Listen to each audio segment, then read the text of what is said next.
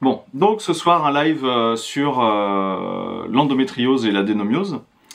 Je voulais faire ce sujet parce que j'ai plusieurs personnes qui ces derniers temps me consultent par rapport à cette problématique de santé-là. Et donc je me suis dit, du coup je vais mettre les pieds dans le plat, je vais directement faire un live là-dessus pour un peu expliquer à l'aide d'exemples, en fait, pourquoi est-ce qu'une personne peut avoir en effet de l'endométriose.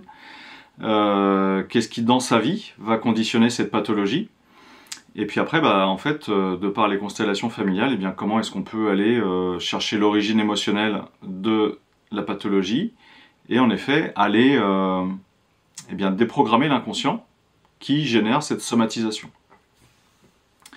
Et donc l'endométriose, en fait, en quoi ça consiste dans le corps, en fait, c'est comme si vous aviez la paroi interne de l'utérus, donc l'endomètre, qui va proliférer. C'est comme si quelque part le cerveau, l'organisme disait ok, je vais faire proliférer des cellules de l'endomètre à différents endroits dans le corps, et vraiment à des endroits qui ne correspondent absolument pas du tout à l'utérus, parce que c'est pas comme si on faisait un deuxième utérus dans l'utérus, non, c'est comme si on faisait un deuxième ou un troisième ou un quatrième ou un cinquième, ça dépend en fait au niveau du ventre, du thorax, là où est-ce que la femme va avoir en fait ces proliférations d'utérus. C'est comme si le cerveau envoyait la commande, je veux un utérus en dehors de l'utérus, je veux un utérus en dehors de là où je suis censé accueillir l'enfant. Parce que le programme biologique qui correspond à ça, c'est ça, c'est-à-dire que quelque part, je ne peux pas accueillir l'enfant dans mon utérus, peut-être parce qu'il y a un danger ou il y a quelque chose qui ne correspond pas. À ce moment-là, je vais créer un ou des utérus ailleurs. C'est-à-dire qu'il va y avoir une perception inconsciente qui va faire que le cerveau va envoyer l'information au corps de fabriquer de manière réelle, puisque même si ça ne va pas fabriquer un utérus en entier, ce sont quand même comme des cellules de l'endomètre qu'on va trouver à différents endroits dans le corps. Et en fait, très souvent, le ressenti émotionnel que la femme va avoir lorsqu'elle a de l'endométriose, c'est « je souhaite un enfant », première chose. Que ce soit de manière consciente ou inconsciente, en fait, c'est une personne, une femme qui souhaite avoir un ou des enfants. Voilà, première chose qui va programmer l'endométriose, c'est quelqu'un qui veut avoir un ou des enfants. Donc ça, on va dire, oui, mais toutes les femmes qui veulent avoir un enfant ne vont pas faire de l'endométriose. Et c'est là où justement, elle veut avoir un enfant. Le problème, c'est qu'il y a des contrariétés pour avoir un enfant. Une ou des contrariétés.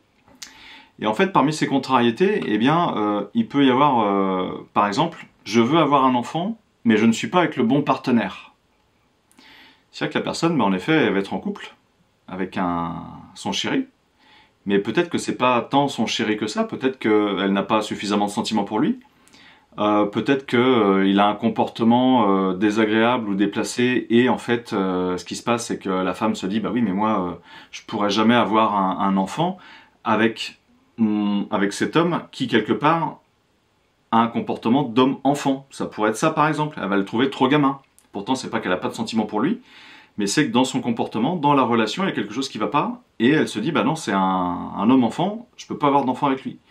Ou ça peut être très bien son conjoint qui est tout le temps parti en voyage, qui part en voyage parce que c'est son travail qui l'oblige à faire ça, et la femme se dit, oui, mais je voudrais avoir un enfant, mais je ne veux pas l'élever toute seule, et le problème, c'est que là, comme mon conjoint est tout le temps parti, je ne peux pas, quelque part, avoir cet enfant avec lui, parce que la conjoncture, les circonstances font que ça me contrarie, ça ne me rassure pas par rapport au fait d'avoir un enfant. Ça pourrait être ça. Elle pourrait très bien avoir un conjoint qui soit alcoolique, qui soit avec une dépendance à une substance, qui ait une addiction. Et donc la femme va se dire, oui, en fait, je m'en suis pas rendu compte, mais au début de la relation, c'était pas comme ça. Bonsoir Christelle. Et en fait, je souhaite avoir un enfant, mais je ne peux pas avoir un enfant avec cet homme-là parce que, à cause de son addiction, à cause de son alcoolisme, je suis en insécurité et je ne me vois pas élever un enfant avec lui. C'est-à-dire que je vais avoir si j'ai un enfant, après il va falloir l'élever, et ça ne me correspond pas. Donc ça peut être tout très bien un conflit que la femme a en rapport avec son conjoint, avec tout un tas de déclinaisons possibles en fonction du conjoint avec qui elle est. Ça peut être aussi une problématique de lieu, c'est-à-dire que si la femme se dit « bah oui, je suis avec mon conjoint, on est dans notre appartement, mais c'est un T2, et en fait il va manquer une chambre pour accueillir l'enfant », et bien là, à ce moment-là, elle va se dire « je souhaite avoir un enfant, je suis avec le bon conjoint, mais je ne suis pas dans le bon lieu ». Et psychologiquement, le cerveau, face à ces contrariétés, salut Irisé, face à ces contrariétés, le cerveau va se dire en fait, ok, comme je ne peux pas accueillir l'enfant dans le lieu, eh bien je vais créer un lieu extérieur pour accueillir l'enfant de manière symbolique. C'est-à-dire que quelque part, inconsciemment, le lieu de vie, l'appartement, c'est là où les gens vivent, c'est leur nid. Mais comme il est trop petit, eh bien, ça serait bien d'avoir un nid ailleurs, un nid secondaire. Et donc, en fait, là, le programme biologique va consister à créer une multiplication de cellules de l'endomètre, mais en dehors de l'utérus. C'est ça, l'endométriose, c'est des conflits de « je souhaite avoir un enfant, mais je ne peux pas en avoir un là actuellement ». Ça pourrait très bien être un conflit d'un couple qui ont le logement qu'il faut, mais à ce moment-là, il y a un problème financier, c'est-à-dire que la contrariété, c'est bah oui, je souhaite avoir un enfant, je suis avec le bon conjoint, je suis avec le bon lieu, mais le problème, c'est que là, moi, j'ai perdu mon emploi, ou mon mari a perdu son emploi, ou il y a une insécurité par rapport à l'emploi, et donc ça met en insécurité la femme qui souhaite avoir un enfant, tout simplement parce que là, c'est pour des raisons financières. Et si vous voulez, c'est ça qu'on va aller chercher dans la vie de la personne. Pourquoi est-ce que elle va vivre ce conflit? Qu'est-ce qu'elle vit comme conflit à l'instant T? Et en fait, tout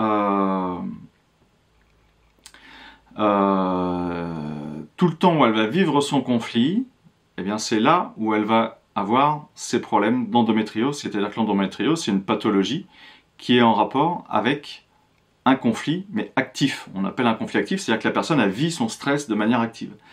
Donc lorsqu'une femme est en couple, eh bien, tout simplement, elle va, à un moment, peut-être avoir le souhait d'avoir un enfant, mais si jamais tous les éléments ne sont pas réunis pour qu'elle puisse avoir un enfant, parce qu'elle se sent contrariée, il y a de fortes chances pour qu'elle se fasse une endométriose. Alors comment est-ce qu'on peut régler le problème? En tout cas, avec l'outil thérapeutique des constellations familiales et systémiques, bah, c'est déjà, ce qui va aider la personne, c'est si elle prend conscience de son surstress, si elle prend conscience de sa contrariété. C'est-à-dire que si la femme arrive à verbaliser le fait que, en effet, bah oui, je souhaite avoir un enfant, mais il y a ci, il y a ça qui ne va pas, c'est la première étape. Okay. Et après, eh bien, on ira chercher qu'est-ce qui, inconsciemment, la met vraiment en insécurité. Parce que quelque part, la personne pourrait très bien se dire, bah oui, je ne suis pas avec le bon conjoint pour des raisons X ou Y, elle se sent en insécurité par rapport au fait de pouvoir accueillir l'enfant, eh bien peut-être qu'on peut remettre de la paix dans tout ça, c'est-à-dire qu'on peut peut-être relativiser, parce qu'il y a plein de femmes qui ont eu, par exemple, si je prends l'exemple du conjoint qui travaille à différents endroits en France ou même à l'étranger, eh bien en fait il y a plein de femmes qui ont eu un ou des enfants alors que leur mari ne travaillait pas à 10 km de la maison, c'est-à-dire qu'il était absent assez souvent. Et ça n'a pas forcément posé de problème, puisqu'après c'est peut-être plus un problème d'organisation, mais si vous voulez, la personne va peut-être avoir un terrain fertile inconscient qui fait qu'il y a une insécurité si le papa n'est pas là pour aider la maman à élever l'enfant. Et ça, on pourra peut-être le trouver en transgénérationnel. On pourra peut-être aussi le trouver dans l'enfance de la personne, où en effet, peut-être que papa, déjà à l'époque, était très souvent absent.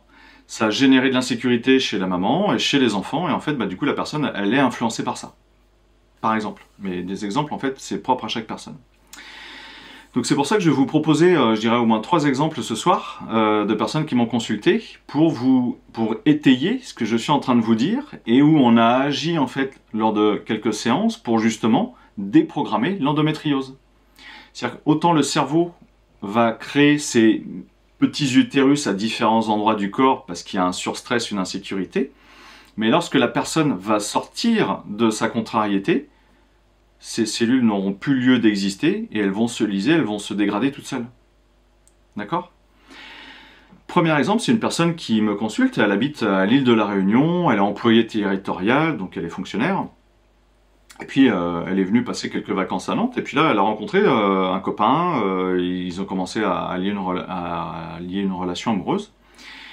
Et donc, tout allait bien, elle allait retourner à La Réunion, lui il avait un job ici sur Nantes, et ce qu'il y a c'est qu'elle s'est dit, bah oui mais ça fait quelques mois qu'on est ensemble, pour ne pas dire plusieurs mois quand même, et ce qu'il y a c'est que la question s'est posée, bah, est-ce que lui vient vivre à La Réunion ou est-ce que moi je vais vivre sur Nantes? Et en fait ce qui s'est passé c'est qu'elle s'est dit, bah oui mais moi le problème c'est qu'employé territorial aujourd'hui je ne peux pas demander de mutation, ça va pas marcher, en tout cas dans le service où elle était ça pouvait pas marcher. Donc elle était déçue, donc elle s'est dit, bah si moi je peux pas, est-ce que lui il veut bien? Et en fait, lui le problème c'est que un coup il disait bah je veux bien venir et un coup il disait je veux pas. C'est-à-dire que pour lui c'était compliqué de quitter Nantes, c'était compliqué de quitter la France. Et c'est vrai que dans son plan de vie, il n'envisageait pas en fait de vivre, non pas à l'étranger, mais c'est tout comme de vivre sur l'île de la Réunion. Ça faisait pas partie de ses projets de vie à lui. Et donc en fait, si vous voyez cette femme, bah comme ça faisait plusieurs mois qu'ils étaient ensemble, elle envisageait fortement d'avoir un enfant parce qu'elle était en couple et amoureuse avec lui, sauf que, eh bien, elle ne pouvait pas l'avoir, ça la contrariait parce qu'ils n'habitaient pas au même endroit. Lui, il habitait en France, il habitait à Nantes, et elle, en fait, bah, elle habitait à La Réunion. Et donc, c'est ce qui a provoqué son endométriose. Vous voyez le conflit émotionnel qu'elle pouvait vivre?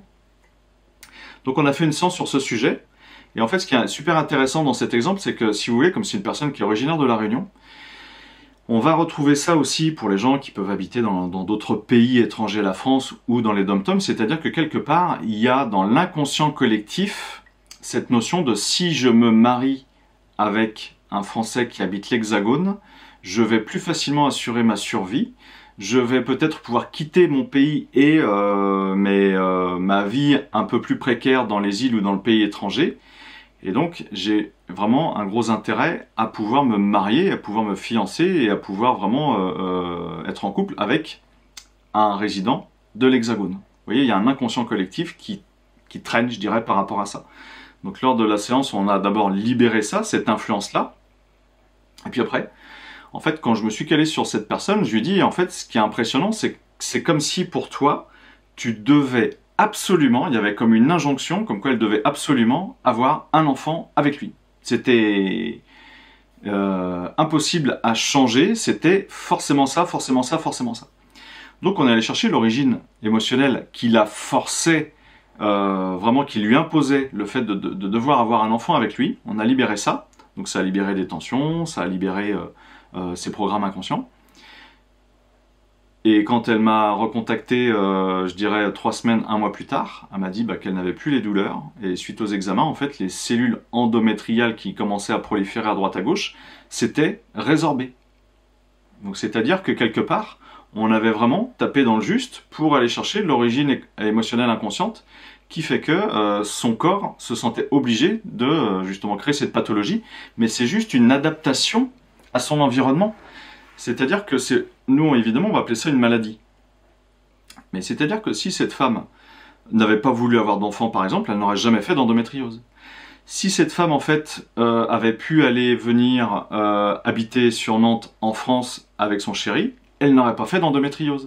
Si son chéri était venu habiter à La Réunion, elle n'aurait pas fait d'endométriose. Vous voyez, ce sont vraiment ces circonstances de vie qui ont déclenché, qui ont programmé son endométriose.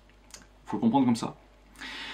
J'ai un autre exemple qui est un peu plus compliqué, mais vous allez tout à fait comprendre pourquoi est-ce que cette jeune femme faisait de l'endométriose. Donc, elle vit avec son copain sur Paris. Ils ont un petit appartement, ils sont tous les deux salariés, ils ont tous les deux une bonne situation financière, tout va bien.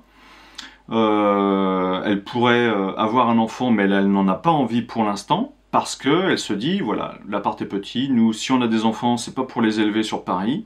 Moi, j'ai de la famille plus dans le centre de la France. De toute façon, mon mari et moi, on envisage de quitter Paris, de déménager. Et le jour où on aura des enfants, en fait, eh bien, on les fera, mais pas sur Paris, on les fera ailleurs. Et en fait, elle me dit, bah, j'ai quand même de l'endométriose. Et elle me dit, j'ai pas envie d'avoir d'enfants aujourd'hui. Et je sais pourquoi j'ai pas envie d'avoir d'enfants, pour les raisons que je viens de vous citer. Bah, je lui dis, ok, écoute, on va aller voir ça. Donc lors de la séance, je me cale sur elle, et en effet, c'est-à-dire qu'aujourd'hui, son plan de vie, là, actuel, ce n'était pas d'avoir un ou des enfants. C'était trop tôt, hein, ça faisait pas partie de ses projets, en fait. En tout cas, dans l'immédiat. Par contre, elle était avec son bon conjoint, dans le bon appartement, avec la bonne situation financière. Donc quelque part, tout va bien. Alors, c'est là où c'est intéressant, c'est de se dire, bah oui, mais quelque part, tous les feux sont au vert, tous les drapeaux sont au vert. Qu'est-ce qui fait que la personne va quand même se faire une endométriose? Et bien c'est là où, je dirais, la magie des constellations familiales et systémiques va opérer. Quand elle était petite fille, en fait, elle avait une sœur avec elle. Et ce qui s'est passé, c'est que son père était quelqu'un, certainement, qui devait être pervers narcissique. Alors évidemment, c'est un terme qui est à la mode, mais là, on était sur un vrai. Et cet homme, en fait, quand elles étaient enfants avec sa sœur, il disait à ses filles, qui est-ce qui veut se marier avec papa? Et les gamines, elles étaient toutes contentes parce que, bah, moi, je veux me marier avec papa. Et en fait, c'est comme si, quelque part, le père prenait un malin plaisir à créer comme une relation un peu incestueuse avec ses filles. C'est-à-dire quand papa demande bah, qui est-ce qui veut se marier avec papa, c'est-à-dire qui est-ce qui veut devenir l'épouse, la femme de papa, et donc qui est-ce qui veut devenir la personne qui va porter le fruit, les enfants de papa. Vous voyez, dans l'inconscient des enfants, c'est ce qui s'est passé. Et à ce moment-là, quand je lui dis tout ça à la personne, je lui dis, ben là, en fait, ce que je ressens, c'est comme si toi, là aujourd'hui, l'adulte qui est en face de moi, tu portais l'enfant de ton père. C'est-à-dire que dans la psyché de l'enfant, c'est aller vachement loin. C'est-à-dire que la petite fille, c'est imaginer, c'est réaliser être vraiment la femme de son père et que quelque part, elle portait son enfant.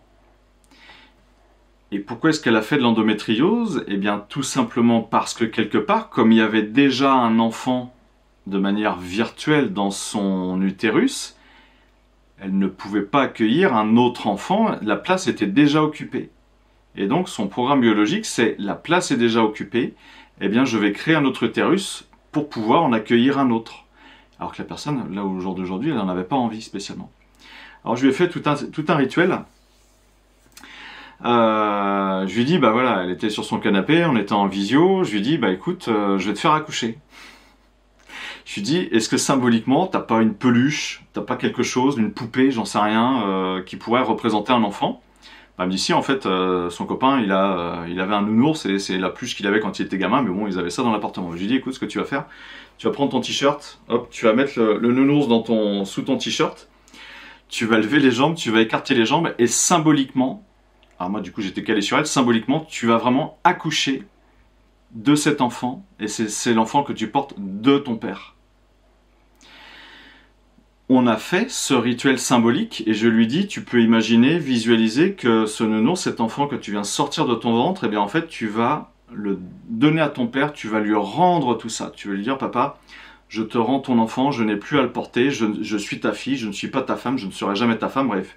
Il y a tout un tas de verbalisations à venir, de manière à ce qu'on libère l'utérus, que inconsciemment elle ne se sente plus enceinte de l'enfant de son père, et que l'utérus puisse vraiment trouver sa forme originelle, et c'est surtout sa fonction première d'accueillir un enfant, mais pas celui de son père. Et là c'est pareil.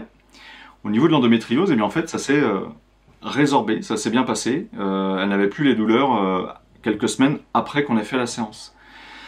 Donc ce cas-là est plus bluffant que les autres, je dirais, parce que on se dit, ouais, même si dans les origines psycho-émotionnelles possibles que je vous ai citées au départ, et ce sont celles qu'on va retrouver le plus souvent, eh bien, on ne coche aucune case, c'est-à-dire que la personne ne vit aucune de ces contrariétés, eh bien, on peut très bien trouver une origine émotionnelle inconsciente qui va dater de l'enfance. Et là, c'était le cas. Si on prend l'exemple en fait d'un utérus qui va accueillir un bébé, imaginons que une femme fasse de l'endométriose et puis elle nous dit oui, avant moi, ma mère a fait une ou des IVG. Ma mère a fait une ou des fausses couches. Eh bien, ça veut dire que quelque part dans l'inconscient collectif, mais entre maman et sa fille, mais ça pourrait très bien être une grand-mère, une arrière-grand-mère, c'est-à-dire que ça peut sauter plusieurs générations.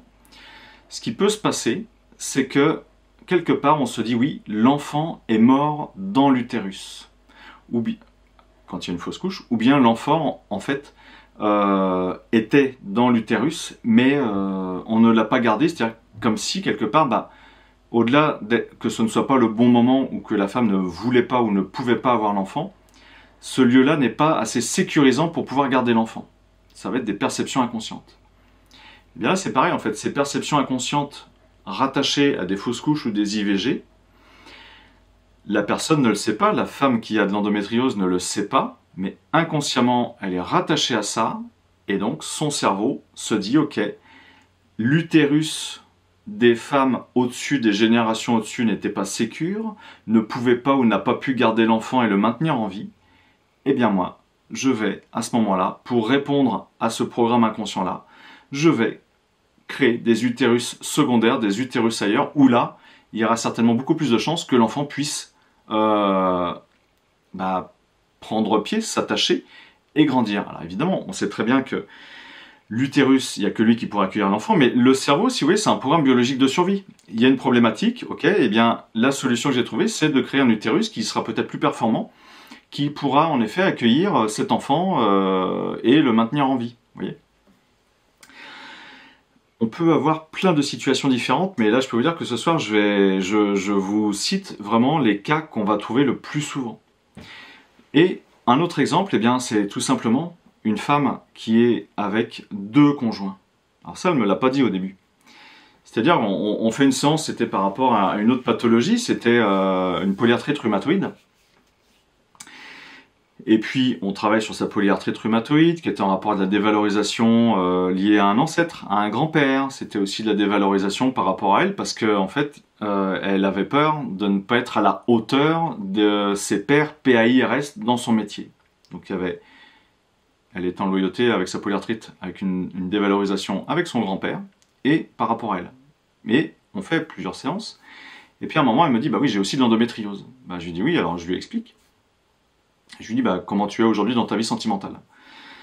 Donc elle avait une quarantaine d'années. Elle me dit, bah oui, j'ai une relation avec un homme qui est marié, et ça fait un certain bout de temps que ça dure.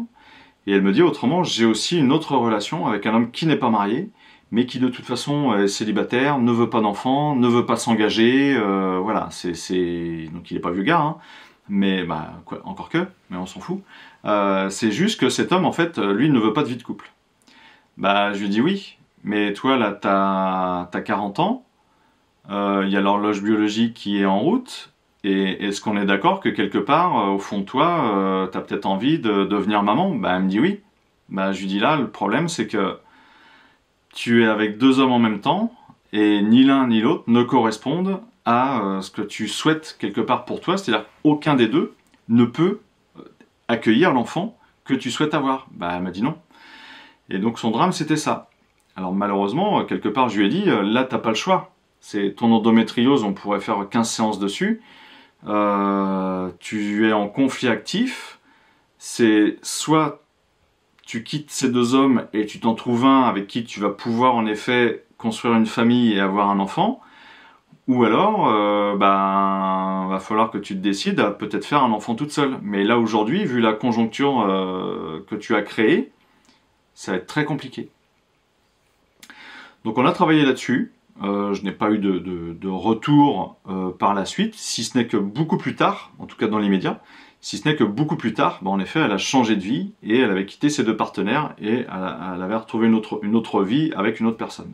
Donc après, je ne sais pas si elle a eu d'enfants, mais c'est sûr qu'elle a pris conscience que, quelque part, le schéma, le fonctionnement qu'elle avait créé, qui certainement lui convenait tout à fait, elle, à un instant T, était complètement incompatible avec le fait de son envie, de son souhait d'avoir un enfant. Donc des fois, il y a des situations qui sont un peu compliquées, en effet, mais est-ce qu'elle se respectait vraiment dans ces 2 relations? C'est aussi elle de se remettre en question.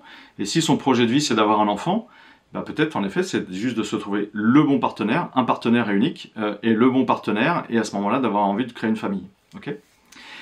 J'ai un autre exemple, en fait, d'une personne qui se sentait en insécurité dans son couple.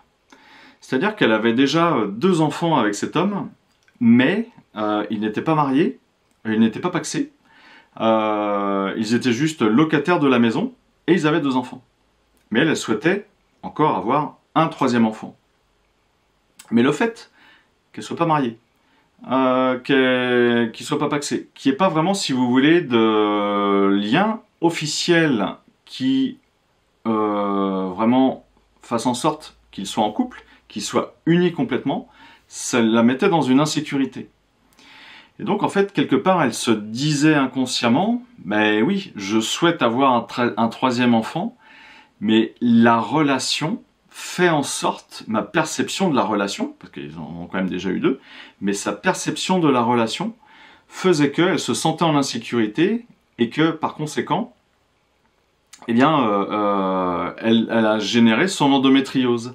C'est-à-dire que là, c'est pas le lieu, c'est pas le partenaire, c'est pas des problèmes financiers, c'est pas un problème transgénérationnel forcément, mais ça va être sa relation qui la mettait en insécurité. C'est-à-dire, si j'ai un troisième enfant, étant donné qu'il n'y a rien qui me lie, qui me relie à mon conjoint, qui n'est pas son mari, eh bien j'ai peur qu'il y avait une peur inconsciente qui était là. J'ai peur que ce troisième enfant, eh bien, je sois toute seule à l'élever, on ne ou je ne puisse pas l'accueillir. Mais c'est intéressant parce que je rebondis là-dessus, sur cet exemple-là, pour qu'elle ait eu 2 enfants sans avoir d'endométriose et que son endométriose se déclare beaucoup plus tard en fait, après son 2e enfant, au moment où elle voulait en avoir un 3e. Eh bien, alors ça je l'ai pas fait, je vous le dis, je vous le dévoile, mais je l'ai pas fait, mais peut-être que son insécurité à avoir un 3e enfant, ça faisait écho avec des ancêtres pour qui ça s'est bien passé avec les 2 premiers enfants et qui par contre pour le 3e enfant ça a été beaucoup plus compliqué. Et donc dans l'inconscient collectif, peut-être que cette femme était en loyauté avec ses ancêtres ou, bah non, en fait, le 3e enfant, on n'avait pas assez d'argent pour l'élever, mon mari est parti à la guerre et il est décédé, je me suis retrouvée toute seule avec 3 enfants, 2 j'arrivais à gérer, 3 c'était impossible.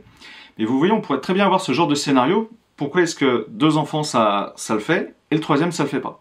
Eh bien on pourrait très bien aller chercher une origine émotionnelle inconsciente, dans le transgénérationnel, ça serait tout à fait possible. Donc voilà, je vous ai développé quelques exemples et quelques origines émotionnelles qui peuvent et qui vont provoquer chez une femme en fait son endométriose. Et si vous le souhaitez, vous pouvez me poser des questions là sur le chat de Facebook.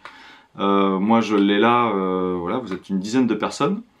Et donc si vous avez des questions à me poser, n'hésitez pas, je vais me faire vraiment un plaisir d'y répondre. Mais donc ce qu'il faut comprendre, c'est qu'une femme qui va avoir de l'endométriose, c'est qu'il y a une contrariété, une insécurité, mais quand même le plus souvent, c'est en rapport avec le partenaire. C'est je ne suis pas avec le bon partenaire, évidemment ils sont ensemble. Il y a des choses qui ont fait que quelque part, oui, ils se sont mis en relation et ça fait quelques mois ou quelques années qu'ils sont ensemble, évidemment. Mais il y a peut-être un instant T où la femme, c'est peut-être une question de maturité, c'est peut-être une question de se dire, oui, je n'ai pas encore d'enfants, et là, je veux avoir des enfants, donc je vais devenir plus femme, je vais accéder à plus de maturité. Eh bien, là, c'est que des hypothèses, évidemment. Mais si elle se dit, non, mon conjoint, je le sens pas prêt à s'engager dans la relation, j'ai peur qu'il me trompe, ça pourrait être ça aussi. J'ai peur qu'il aille voir ailleurs. Vous voyez, s'il y a un sentiment d'insécurité chez la femme, elle va forcément se dire, je suis pas avec le bon partenaire, ils sont quand même ensemble, et elle peut déclencher son endométriose. On fonctionne comme ça. Donc voilà, alors, si vous avez des questions, n'hésitez pas. Et puis, au préalable, j'ai une personne qui m'a posé une question au sujet des fibromes utérins. Je vais vous parler à ce moment-là, s'il n'y a pas plus de questions que ça, parce qu'il n'y en a pas du tout en fait sur l'endométriose, je vais vous parler des fibromes utérins, qui est aussi une pathologie qu'on va trouver chez la femme en fait, et c'est aussi du conflit actif, ça va être aussi un stress actif chez la personne. Alors, il y a Érisée qui me demande, est-ce que les personnes captent bien les problématiques que tu dévoiles? D'une manière générale, oui, même si des fois elles ont du mal à se l'avouer, mais je dirais que pour une femme, c'est quasiment évident que lorsqu'elle veut avoir un enfant, elle va se l'avouer, même si elle ne voulait pas se l'avouer, peut-être qu'elle peut être dans le déni, tout simplement. Mais quand je lui dis quelles peuvent être les origines émotionnelles inconscientes de l'endométriose, généralement elle va se reconnaître dans les scénarios que je vais lui dévoiler, et là où il faudra aller chercher, sur un plan inconscient, qu'est-ce qui ne va pas, qu'est-ce qui vient la contrarier. Parce qu'en fait, la personne va dire oui, en effet, de manière objective, on n'a pas une situation professionnelle qui nous permet de gagner suffisamment d'argent, et donc je me dis avoir un enfant là c'est un peu trop tôt pour nous, vous voyez. la femme va le savoir ça, mais ce dont elle n'a pas conscience, c'est l'impact que ça a sur elle. Hein. Et par contre, du coup, quand on lui dit, bah écoute, l'origine émotionnelle possible, ça peut être ça, là, généralement, dans son cerveau, elle percute, ça comprend. Elle se dit, ah bah oui, c'est vrai que je vis ça, je vis tel événement, je vis telle contrariété, et c'est ce que je ressens au plus profond de moi-même. Et ben je lui dis oui, c'est ça. Et donc c'est ça qu'on va aller encore plus mettre en lumière et libérer, et voir si en effet il n'y aurait pas d'autres origines plus en rapport avec sa mère et les autres femmes du clan, par exemple. Hein. Donc merci Irisé pour ta question, c'était une excellente question. Voilà, donc si vous avez d'autres questions, n'hésitez pas, puis je vais passer au fibrome. Puis si vous avez d'autres questions, bah, c'est pareil, hein, vous pouvez les poser, il n'y a pas de souci, je suis là pour ça. Donc c'est pareil, les fibromes, ça vient chercher la muqueuse intra-utérine, hein, c'est vraiment au niveau de l'endomètre. C'est une femme qui va là aussi vivre des contrariétés. Alors elle peut très bien être en couple ou pas, c'est-à-dire que ça peut très bien intervenir sur une femme qui serait célibataire, puisque parmi les conflits, on va trouver une dévalorisation. C'est une femme qui va se dire j'ai peur de ne jamais pouvoir porter d'enfant. Donc peut-être parce qu'elle n'a pas de vie de couple, peut-être parce qu'elle est célibataire, parce que pour X ou Y raison, si vous voulez, elle va se faire ce scénario dans sa tête, j'ai peur de ne jamais pouvoir porter d'enfant. Et en fait là c'est au niveau de l'utérus, j'ai cette peur, ok, j'ai cette peur, oui. Eh bien symboliquement, le fibrome va représenter l'enfant qu'elle ne peut pas porter.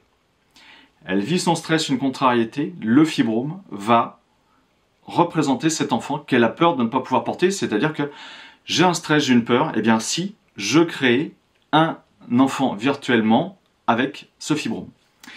Ce qu'on peut avoir aussi en fait, c'est un conflit qui va être en rapport avec une grand-mère, c'est-à-dire que c'est, admettons, une grand-mère qui a un petit enfant et qui, malheureusement, cet enfant vient à décéder.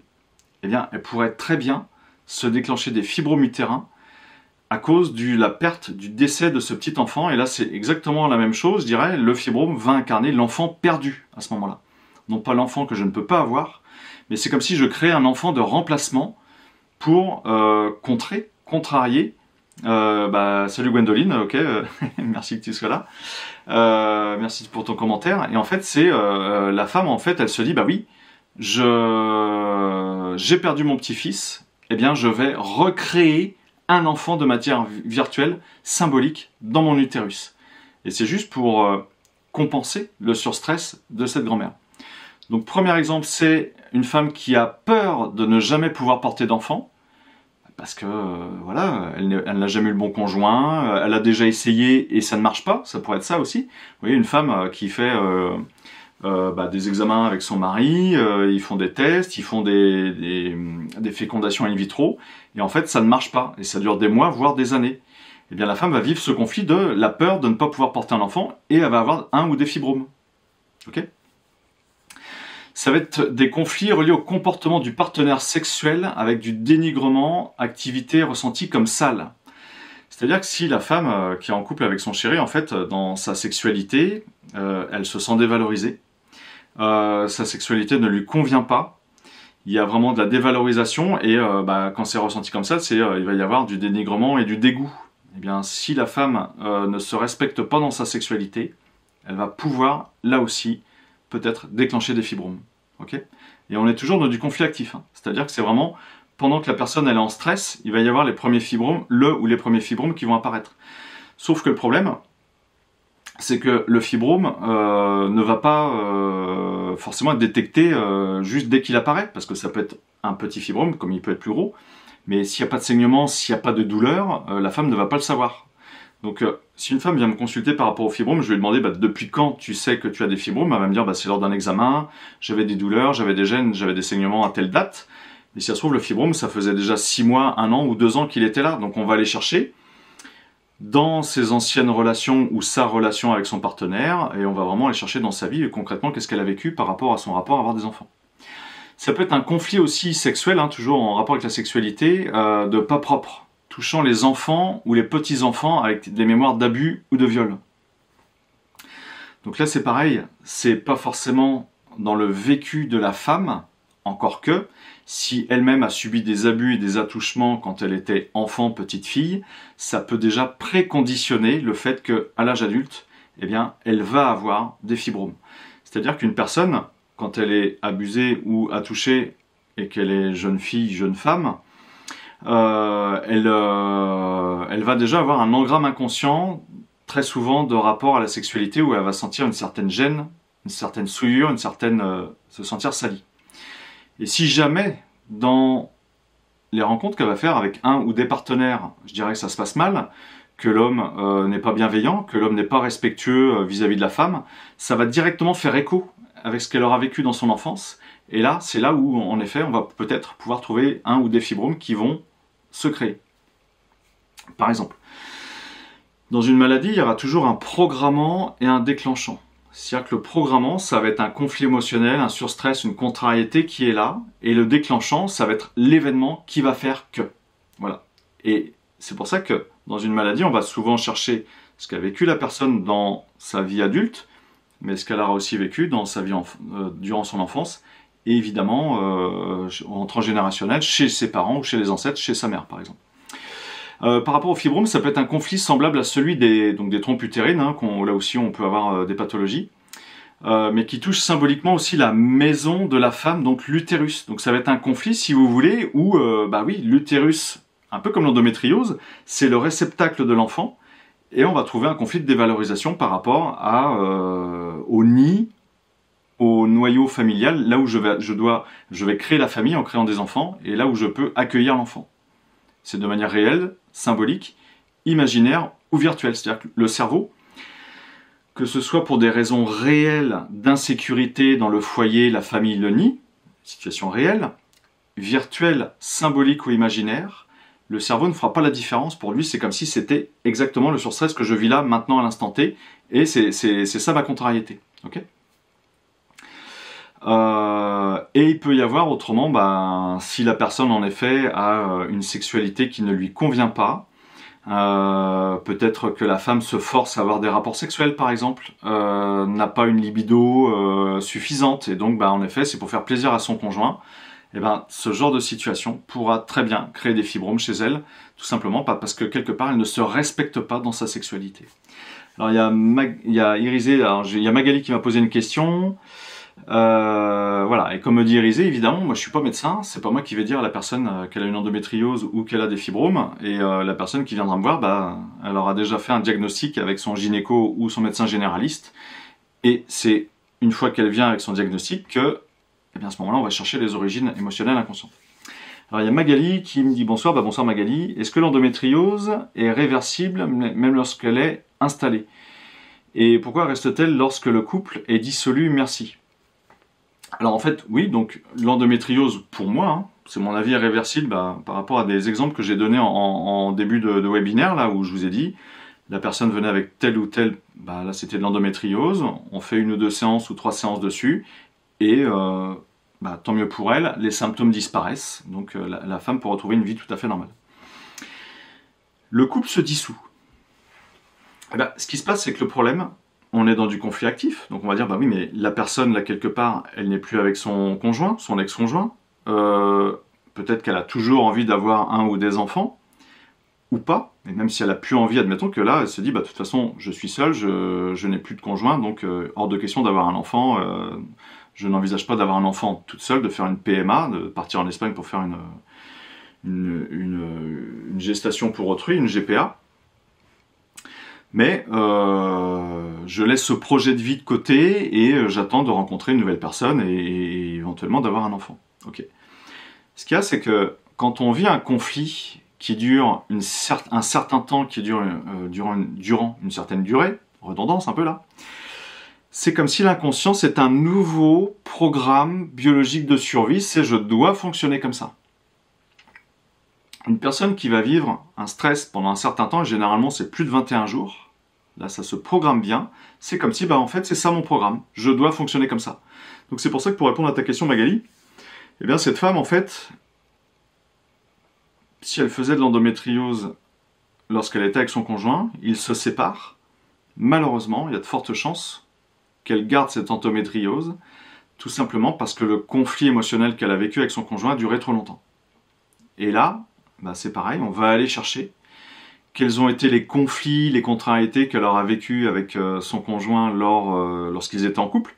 Pourquoi est-ce que elle s'est dit je ne suis pas avec le bon conjoint, donc il y a X et Y raisons, comme ce que je vous ai cité en fait en début de webinaire. Et on peut aller déprogrammer ça, ce qui fait que ça va agir a posteriori, là aujourd'hui, alors qu'elle n'est plus en couple. C'est vraiment une question d'aller chercher sur un plan émotionnel inconscient, qu'est-ce qui a créé ça, d'aller déprogrammer ça, de manière à ce que le corps ne se sente plus obligé de créer ces cellules endométriales en dehors de l'utérus. C'est-à-dire qu'on rassure l'inconscient et on change le programme biologique de survie. Et on ferait la même chose avec les fibromes. Alors j'ai une personne qui m'avait consulté pour des fibromes, une jeune femme, parce qu'elle me disait, en fait j'ai des règles hyperabondantes, mais c'est pas qu'elles sont hyperabondantes, c'est que je perds du sang tous les jours. Donc je lui ai dit, écoute, on peut aller chercher ça. Donc ce qu'il y a, c'est qu'on est allé chercher, quand elle me consultait pour ça, en fait elle était célibataire. Donc là tu vois, c'est pareil, Magali, la jeune femme était célibataire, donc elle n'était pas en couple, et pourtant elle avait toujours ses fibromes. Donc ça veut dire que dans la liste des origines émotionnelles possibles de fibromes que je vous ai citées tout à l'heure, quand elle était dans une précédente relation, il y a fort à parier qu'elle ait vécu peut-être ce conflit de sexualité qui ne lui plaisait pas, peut-être qu'à un moment elle s'est dit je ne pourrai jamais porter d'enfant, donc elle était dans des dévalorisations, peut-être qu'elle était reliée à une ou des ancêtres, après peu importe, bon, on a fait des séances dessus. Les douleurs s'étaient un petit peu calmées, les flux de sang avaient un peu diminué, mais en fait ça la crevait et ce n'était pas résolu à 100%. Et elle s'est fait opérer, ça s'est bien passé, les fibromes ont été retirés, et puis du coup elle a arrêté d'avoir ses pertes de sang, et aujourd'hui elle a une vie tout à fait normale. Donc en effet, des fois la chirurgie, la médecine a tout à fait sa place, et heureusement, évidemment, mais c'est qu'on n'a pas forcément des solutions pour toutes les pathologies, toutes les problématiques, et heureusement que la médecine est là pour œuvrer elle aussi. Voilà, après je sais pas, si vous avez d'autres questions, n'hésitez pas, je suis prêt, je suis là, il reste encore un petit quart d'heure. Sachant que la semaine prochaine, le sujet que j'aborderai en fait c'est le cancer du col de l'utérus avec le papillomavirus. Si j'ai du réseau, si au niveau de la logistique, là d'internet ça se passe bien, c'est le sujet que j'aborderai la semaine prochaine. Parce que là c'est pareil, j'ai plusieurs cas de personnes qui sont venues me consulter pour ça. Et ça répond exactement à ce que je vous ai dit tout à l'heure, un programme biologique de survie. Et c'est à chaque fois le rapport qu'elle avait avec son conjoint. Comment ça s'est passé avec ton conjoint dans ta relation là actuelle ou dans ta relation précédente.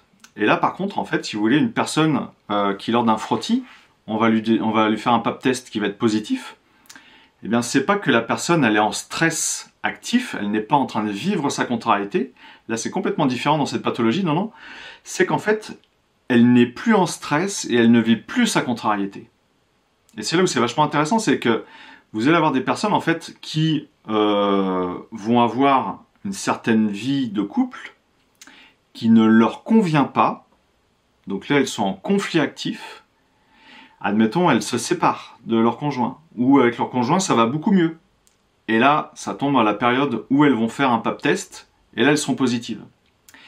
Et ce qui est dramatique un peu avec le cancer du col de l'utérus ou le papillomavirus, c'est qu'il va y avoir tout un tas de culpabilité. C'est-à-dire que la femme va se dire « Mon conjoint a dû aller faire frotti-frotta ailleurs, et il m'a transmis cette saloperie. » Première hypothèse.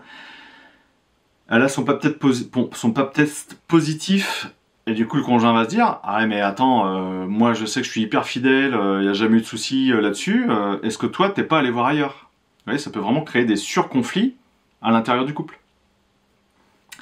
Ça peut être ça, par exemple, mais imaginons la personne, elle est célibataire, et elle dit « Bah oui, mais je comprends pas, j'ai fait un frottis de contrôle, j'ai un pap test positif, alors que je ne suis pas en couple. » Mais là, je vais lui poser la question, mais est-ce qu'on est d'accord que tu peux avoir des rapports sexuels, même protégés, avec un préservatif, avec des partenaires depuis ton ancienne relation ou pas? Et là, elle va me dire oui. Mais vous allez voir, quand je ferai ce webinaire sur le papillomavirus et le cancer du col de l'utérus, je vous expliquerai la logique du pourquoi du comment, Est-ce que la personne va contracter cette pathologie comme ça du jour au lendemain, alors qu'à la limite, dans sa sexualité, il n'y a pas eu de grand chamboulement. Dans sa vie de couple, par contre, c'est quasiment obligé qu'il y en aura eu. Là, c'est pareil, on va être sur des notions de perception. Comment je perçois mon conjoint. Est-ce que je n'ai pas vécu des contrariétés par rapport à lui? Est-ce que je n'ai pas eu des peurs, des craintes par rapport à lui? Et si ça a été le cas, ça veut dire que la personne a été en conflit émotionnel actif, elle était en surstress, elle a été contrariée. Et c'est le jour où elle sort de cette contrariété, si elle se fait un pap test, qu'elle pourra être positive. Et ce qui se passe, c'est qu'en fait, c'est juste des lois de la nature, mais je vous expliquerai ça beaucoup plus en profondeur. Et très souvent, si on laisse faire la nature, et ça c'est arrivé à plusieurs personnes, elles peuvent avoir, admettons, un pap test positif en janvier. Bon, il n'y a rien de grave, la gynéco fait une analyse, voilà, ok, on va faire un petit traitement, mais on va rester sur du léger. Il refait un pap test 3 mois plus tard, et il n'y a plus rien. Mais il n'y a plus rien du tout. Mais c'est tout simplement parce que la personne aura fini de résoudre son conflit émotionnel, et elle n'aura plus besoin, en fait, quelque part, de résoudre son conflit émotionnel au niveau du col de l'utérus. Alors, j'ai Régine qui me dit j'arrive trop juste, je regarderai le replay. Oui, je mettrai le replay sur YouTube, sur ma chaîne YouTube, Grégory Pelletier. Et il y a Rizé qui me dit c'est absolument impressionnant la corrélation entre les symptômes et la compréhension par le fait de faire des constellations familiales. Bah oui, c'est ça qui est magique, c'est-à-dire que les constellations familiales et systémiques sont vraiment là pour mettre en lumière les non-dits inconscients qu'on a tous en fait. Que ce soit des non-dits inconscients, donc des perceptions inconscientes qu'on a eues en fonction de certaines situations, soit l'âge adulte, soit liées à notre enfance, soit liées à des personnes qui sont proches, ça peut être les parents, ça peut être le conjoint, etc. etc. Mais les maladies, ça fonctionne comme ça. Alors, qu'est-ce qui fait qu'il y a des fibromes indolores et d'autres non? Eh bien là, Stéphanie, tu me poses une colle, parce que je suis pas médecin, je suis pas gynéco, et je suis incapable de te dire. Je pourrais juste te dire, peut-être que c'est dû au fait que c'est la taille du fibrome qui va créer ça, tu vois, comme ma cliente qui est venue me consulter, et je dirais qu'il y avait des fibromes, et il n'y avait pas de saignement, puis il y a un moment, elle perdait du sang tous les jours, alors qu'en fait, elle avait certainement les fibromes depuis plusieurs années, alors qu'il n'y avait pas de saignement. Mais généralement, en fait, quand il y a des saignements, c'est parce que les fibromes sont en train de partir. Mais malheureusement, si la personne, elle sort de son conflit, mais qu'elle y retourne, parce qu'avec son conjoint ça va pas, et qu'elle ressort de son conflit et qu'elle y retourne, en fait les fibromes ne peuvent pas partir, il faut vraiment la chirurgie, il faut faire l'opération. Donc voilà, Stéphanie, j'ai pas de réponse à te dire là-dessus, mais à part le fait que c'est peut-être la taille des fibromes, ou peut-être la localisation là où ils vont être au niveau de l'utérus, voilà, je n'ai pas la réponse là-dessus. Par contre, sur les origines émotionnelles et comment aller déprogrammer l'inconscient, là je pourrais plus te répondre et c'est ce que je vous ai proposé ce soir. Eh bien, écoutez, s'il n'y a pas plus de questions, moi, ça m'a fait un grand plaisir de faire ce retour là, ce 26 mars 2025 avec un webinaire qui me tenait vraiment à cœur. Ça m'a vraiment fait plaisir de pouvoir vous partager ça. Si vous avez des questions, je vais poster la vidéo sur YouTube. Donc là, à ce moment-là, dans le chat de YouTube, vous pourrez aussi poser des questions. Et j'ai une autre question avant de clôturer, avant de finir. Est-ce que tu penses qu'une ado de 10 ans qui fait... Alors là, c'est carrément une autre question, Régine, on est sur un autre sujet. Qui fait pipi au lit, qu'elle est chez sa mère et pas chez son père, parents divorcés, la fille n'est pas heureuse chez sa mère et voudrait être gardée par son père. Ok. Conflit avec sa mère, problème de territoire, voilà, Régine qui a déjà fait la formation avec moi sur l'origine émotionnelle des maladies, donc Régine, oui, tu as tout à fait raison. L'énurésie, c'est un problème de territoire. C'est un problème de marquage de territoire. Et je pense que la petite de 10 ans, en fait, elle se sent en insécurité dans son territoire chez sa mère. C'est-à-dire que symboliquement, le cerveau va l'obliger à marquer son territoire pour qu'elle se fasse respecter dans son territoire. En fait, comment est-ce que les animaux dans la nature font pour marquer leur territoire? C'est la question à se poser. Parce qu'on est juste des animaux qui marchons sur deux pattes, mais sur un plan, si on prend depuis les millions d'années que l'espèce humaine existe sur Terre, on n'a pas été des êtres humains aussi évolués depuis si longtemps que ça. On n'est pas arrivé sur Terre le 26 mars 2025. C'est-à-dire que ça fait des millions d'années que le genre humain existe, sous d'autres formes évidemment. Mais donc on vit à l'intérieur de nous, en fait, on est vraiment conditionné comme les animaux, comme les mammifères. Et comment les mammifères font pour marquer leur territoire? Donc en effet, ça va être par les urines, les selles, les odeurs corporelles et les griffes. Donc, si vous connaissez quelqu'un qui se ronge les ongles, qui fait de l'encoprésie, de l'énurésie, et qui a des fortes odeurs corporelles, bon là, elle coche toutes les cases, il y a un gros dossier sur le territoire. Mais j'espère qu'il n'y a personne qui vit ça. Mais donc en effet, voilà, hein, comme dit Régine, oui c'est ça, la petite fille ne se sent pas heureuse chez sa mère. Bon. On pourrait faire de la séance sur la petite, mais le problème c'est que son insécurité, c'est pourquoi est-ce qu'elle se sent pas en sécurité chez sa mère, pourquoi est-ce qu'elle se sentira plus en sécurité chez son père, et est-ce que la mère est d'accord pour peut-être mettre des choses en place. Là voilà, après c'est au cas par cas, ça peut devenir compliqué. Un cancer de la vessie, me pose Magali, est-ce que c'est en lien avec le territoire? Bah là je te dirais oui, plus. Un cancer de la vessie, alors ça dépend à quel endroit au niveau de la vessie. Est-ce que c'est vraiment la paroi interne de la vessie ou est-ce que ça va être plutôt à l'extérieur de la vessie, parce que ça pourrait très bien être un muscle, mais si c'est vraiment la paroi interne de la vessie, là en effet on est vraiment avec un conflit de territoire, ça c'est sûr. Voilà, bah écoutez, je vous souhaite une excellente soirée, merci à vous, je vous dis à tout bientôt, et si je peux, la semaine prochaine, mais du coup je confirmerai début de semaine prochaine, ça dépend du réseau que je vais avoir. Si je peux, semaine prochaine, eh bien on parlera du cancer du col de l'utérus, et on verra ça en long, en large, en travers, parce que je sais qu'il y a beaucoup de femmes qui sont concernées. C'est vraiment quelque chose qui fait peur, et par contre ça s'explique très bien par rapport à la vie de la personne dans sa vie de couple qu'elle aura vécu auparavant. Ce n'est pas forcément ni son mari qui lui a été infidèle, ni elle qui a été infidèle. Ça, c'est beaucoup trop simple. On va vraiment aller chercher au-delà de ça. C'est pareil, c'est dû à des perceptions inconscientes, à des contrariétés que la personne aura vécues dans sa vie de couple. Très belle soirée à toutes et à tous, et merci beaucoup.